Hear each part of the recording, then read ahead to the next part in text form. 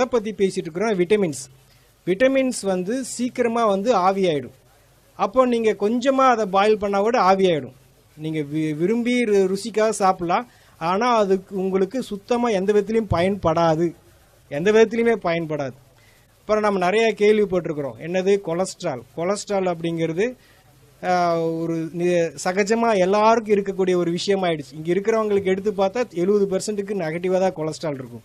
So அந்த கெட்ட கொழுப்பு எப்படி உடம்பு விட்டு நீங்கும் அப்படின்னா, உடம்புல வந்து எந்த மாதிரி கொழுப்பாக இருந்தாலும் அந்த கொழுப்பை வந்து தசையிலிருந்து தோலிருந்து கொஞ்சமாக நீக்கி வெளியே அனுப்புறதுக்கு தான் கோவக்காய் என்ன பண்ணுதுன்னா, கொஞ்சமாக அந்த கெட்ட கொழுப்பை உடம்புல இருந்து நீக்கி அந்த ட்ரைக்ளிசரைடு, எல்டிஎல் இதெல்லாம் வந்து கொஞ்சமாக நீக்கி உடம்பு வந்து சுத்தமாக வச்சுக்கும். ஃபேட்டி லிவர்னு சொல்லுவாங்க. அதெல்லாத்தையும் கூட இந்த கோவக்காய் வந்து மிக அற்புதமான முறையில் சரி பண்ணிவிடும். ஸோ கொலஸ்ட்ராலுக்கு ஒரு தீர்வு கிடைச்சிருச்சா. அப்புறம் உடம்புல சொரியாசிஸ் சொல்லுவாங்க இல்லையா, மிக கடுமையான வியாதி, பயங்கரமான தோல் சம்மந்தப்பட்ட பிரச்சனை. அந்த மாதிரி சொரியாசிஸ்க்கு வந்து ட்ரீட்மெண்ட்டில் நிறைய பேருக்கு சர்ஜரி லெவலில் போகிறாங்க. அந்த மாதிரி சர்ஜரியெல்லாம் இல்லாமல் சாதாரணமான முறையிலே வந்து சரிப்படுத்துறது தான் வந்து கோவக்காய்க்கு மீறின ஒரு பொருள் கிடையாது. இந்த வெள்ளையாக இருக்குல்லையா, ஒயிட்லலாம் வெள்ளையாக பேச்சஸ் வருது.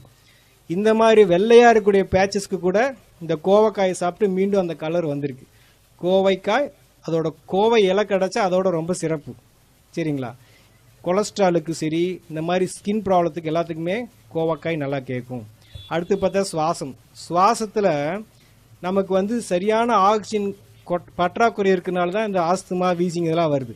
ஸோ அந்த மாதிரி சுவாச சம்பந்தப்பட்ட பிரச்சனைக்கு உடம்புல அதிகமான ஆக்சிஜன் பிராணனை கொடுக்கக்கூடியது தான் வந்து முருங்கை இலையை கீரையை ஜூஸ் போட்டு குடிக்கலாம். அல்லது முருங்கை விதை இருக்குது பார்த்தீங்களா, அது முத்துன முருங்கை விதையை வந்து எண்ணெய் பசை இருக்கும், அதை வந்து அப்படியே வாயில் பபுள்க மாதிரி சப்பி சாப்பிடணும். இது மாதிரி பண்ணிட்டு வர எப்பேற்பட்ட எவ்வளோ காலமான நீண்ட கிரானிக்காக இருக்கக்கூடிய ஆஸ்துமா, வீசிங் கூட சரியாக முருங்கை கீரையும் முருங்கை விதையும் சேர்க்க சுவாசத்தினுடைய ஃப்ரெஷ்னஸ்.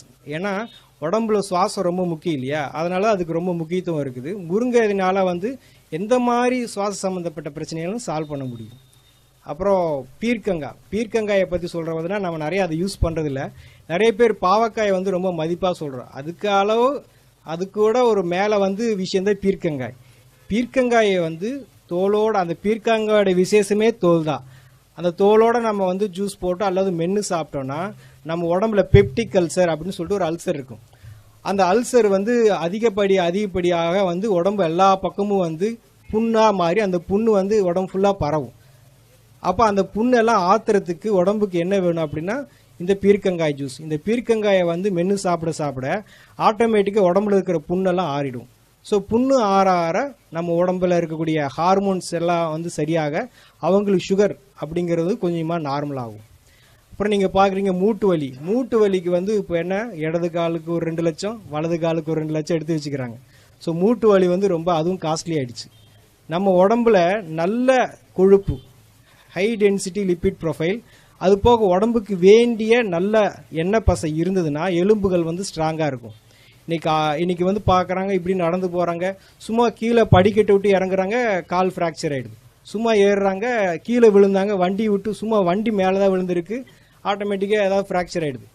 ஃபுட்பால்லாம் பார்த்தீங்கன்னா அவங்க அப்படி ஓடி போய் திரும்பி குட்டிக்கரணை அடித்து விழுகிறாங்க, அவங்களுக்குலாம் ஒன்றும் ஆகிறதில்ல. நம்ம சும்மா விழுந்தாலே ஏன் ஃப்ராக்சர் ஆகுது? ஸோ அப்போ எலும்புகள் வந்து ரொம்ப பலகீனமாக இருக்குது.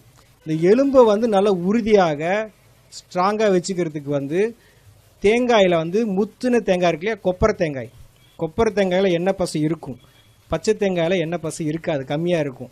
அந்த கொப்பரை தேங்காயை நல்லா வாயில் போட்டு மென்று சாப்பிட்டாங்கன்னா இந்த ஏர் கிராக்கு, ஃப்ராக்சரு, எலும்பு சரியாக கூடலை, அந்த மாதிரி எந்த விஷயமா இருந்தாலும் சீக்கிரமாக கூடிடும்.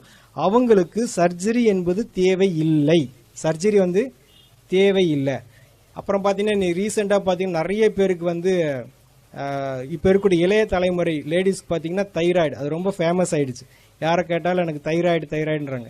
ஆக உடம்புல வந்து ஒரு சுரப்பி ஹார்மோன் வந்து இம்பேலன்ஸ் ஆகுது. அந்த ஹார்மோன் இம்பேலன்ஸுக்கு என்ன காரணம் அப்படின்னா கால்சியம் வந்து சரியான விதத்தில் செயல்பாடு இல்லை அதிகப்படியாக வேலை செய்யுது, இல்லைன்னா குறைய வேலை செய்யுது. இந்த கால்சியத்தை சீரமைக்கக்கூடிய பணியை செய்கிறத யார் அப்படின்னா எலுமிச்சம்பழம். நம்ம நினச்சிட்டு இருக்கோம் எலுமிச்சம்பழம் ஜூஸ் நல்லது அப்படின்னு, கிடையவே கிடையாது. நீங்கள் குடிக்கக்கூடிய அந்த எலுமிச்சம்பழம் ஜூஸ் வந்து சுத்தமாக யாருக்குமே பயன்படாது. எலுமிச்சம்பழம் தோல் இருக்குது பார்த்தீங்களா, அதில் தான் ஊட்டச்சத்து இருக்குது. எலுமிச்சம்பழத்தை தோலோட மிக்சியில் ஜூஸ் போட்டு அடித்து குடிக்கலாம், அல்லது தோலை மட்டும் கொஞ்சமாக வாயில் மென்று சாப்பிட ஹார்மோன் இம்பேலன்ஸ் வந்து சரியாகும்.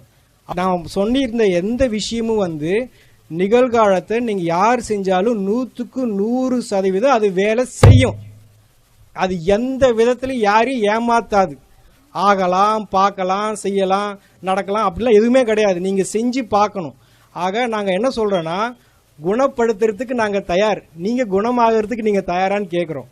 ஆகா இதெல்லாம் எப்படிங்க பச்சையாக சாப்பிட்றது, எப்படிங்க இவ்வளோ நாளாக சாப்பிட்டு இது பண்ணுறது அப்படின்னா, இப்போ நான் சொல்லிட்டு இருக்கிறேன்ல வெண்டைக்காய், ஒரு 4 வெண்டைக்காயை நீங்கள் சாப்பிட்டுட்டு 4 வெண்டைக்காயை சாப்பிட்டுட்டு அப்புறம் எப்பயும் போல் நீங்கள் சமைச்ச உணவு சாப்பிட்டுக்கோங்க.